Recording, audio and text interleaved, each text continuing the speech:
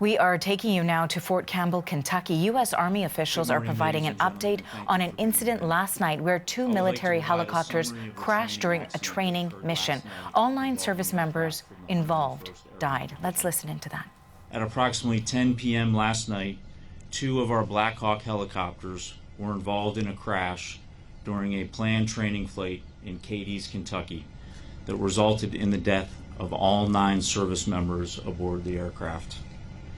On behalf of Major General McGee and Command Sergeant Major Knapp, who are currently deployed to Southeast Europe, I would like to express our deepest sympathies to the families of our fallen soldiers.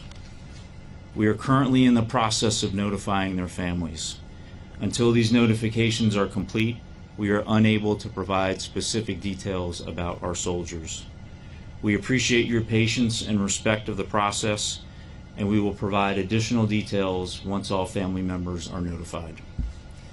I would like to thank the first responders. And so we were listening there to military officials as they were discussing in Fort Campbell, Kentucky, providing an update on an incident that occurred last night. I do want to bring in the CBC's Magda Gebrselassie in Washington. She's tracking this story. We heard that they're still working, officials are still working on contacting those service members who were involved who died. What more can you tell us about what we've heard?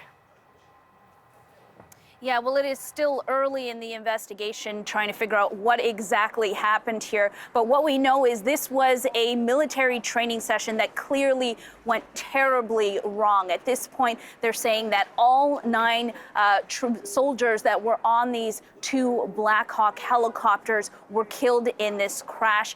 These helicopters went down in a field near Fort Campbell, which is a base in Kentucky near the border with Tennessee. And this happened all around 10 o'clock last night. There were first responders from military to state police that were responding to the calls. But as we heard, all 9 people were killed in this crash. Now, these helicopters, we heard in this news conference, were being used for medical evacuation training. They crashed while they were in flight. But there are a lot of questions about how this happened, why this happened, and there's a team of investigators that will be sent out later today, arriving later today, to try to start the investigation, figuring out how exactly this happened.